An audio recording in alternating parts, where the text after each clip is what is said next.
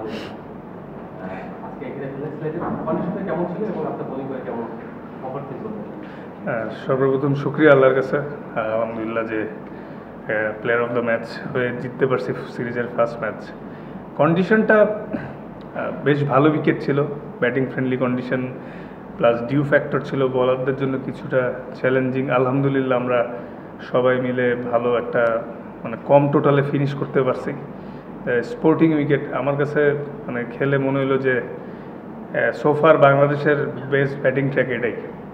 তো একটু চ্যালেঞ্জিং ছিল, বাট এনজয় করছি ওভারঅল।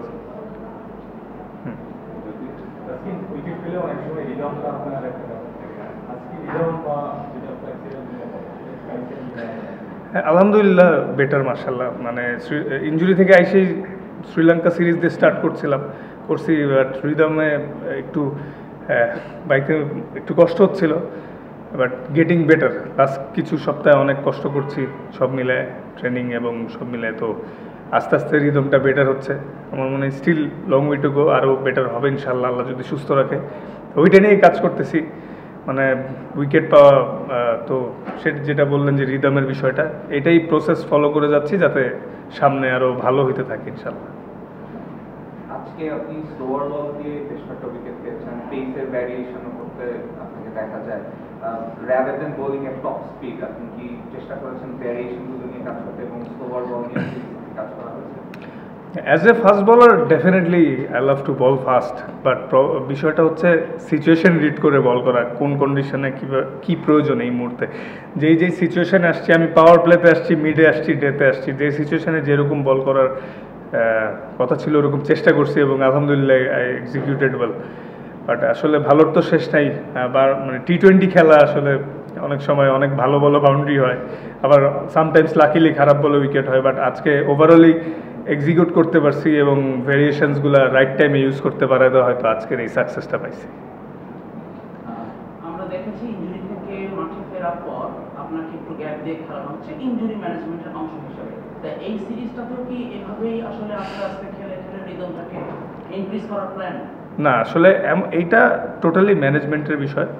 আমাদের ফিজিও ট্রেনার তারা সবসময় আমাদের সব বোলারদের লোড মনিটরিং করছে, যে ওয়ার্কলোড বেশি না কম।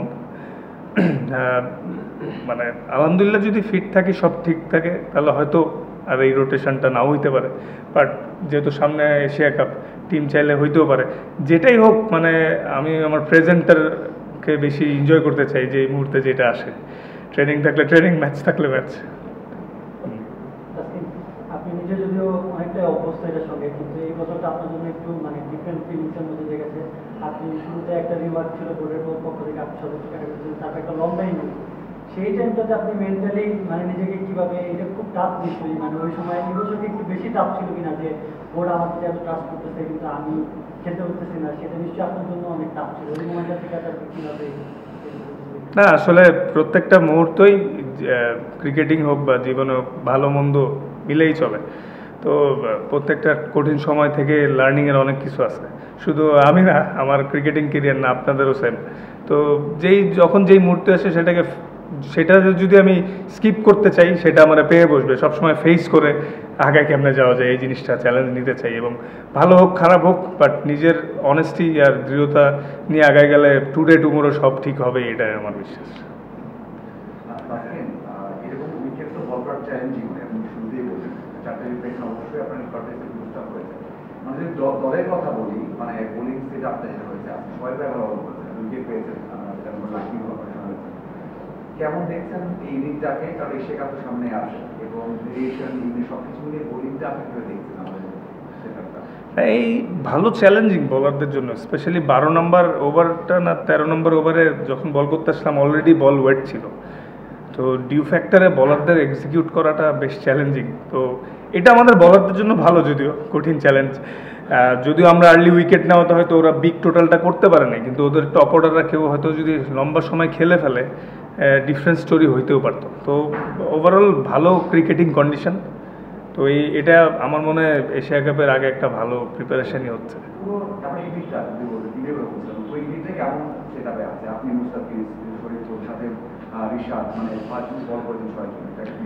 সবাই মাশাআল্লাহ ভালো করছে। হার্ডওয়ার্ক করতেছে, ইমপ্রুভ করার আর্জেন্সিটা সবার মধ্যে আছে।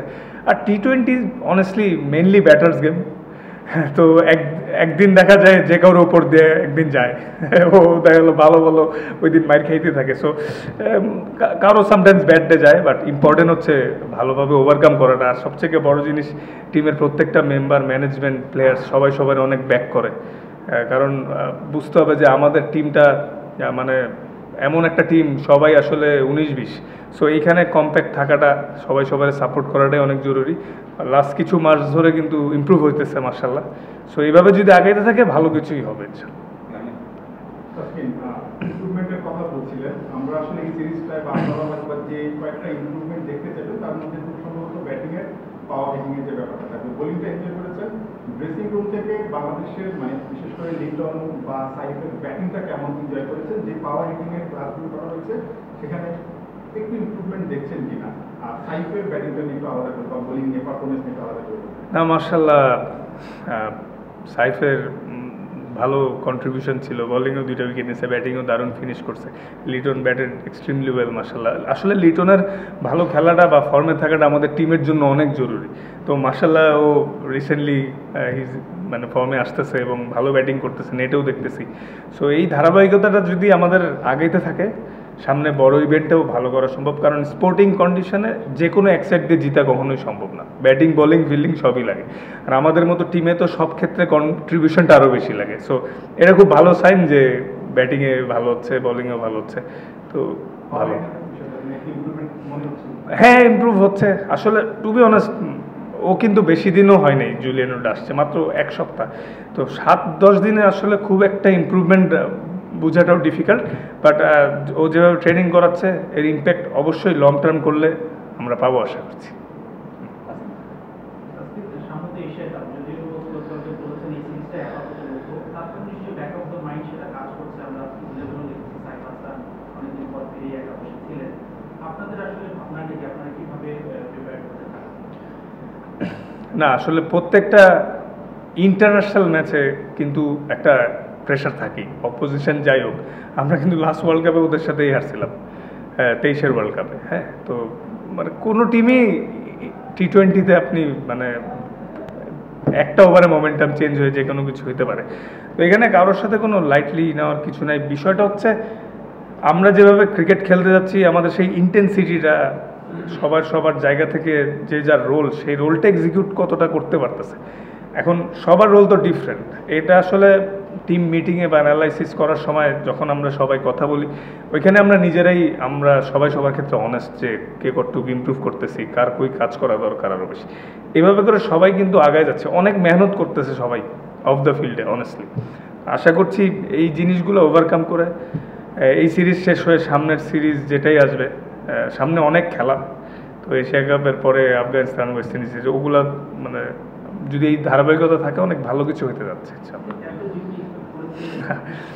না অনেস্টলি নর্মালি যখন আমরা বিপিএল খেলি, শীতের সময় একটু ডিউ থাকে, ভালোই ডিউ থাকে, বাট গরমকালেও যে এত ডিউ থাকবে এটা এক্সপেক্ট করি না। বাট এটা তো কন্ট্রোলে নাই, ওয়েদার তো কন্ট্রোলে নেই, তো এটাতে অ্যাডজাস্ট করতে হবে।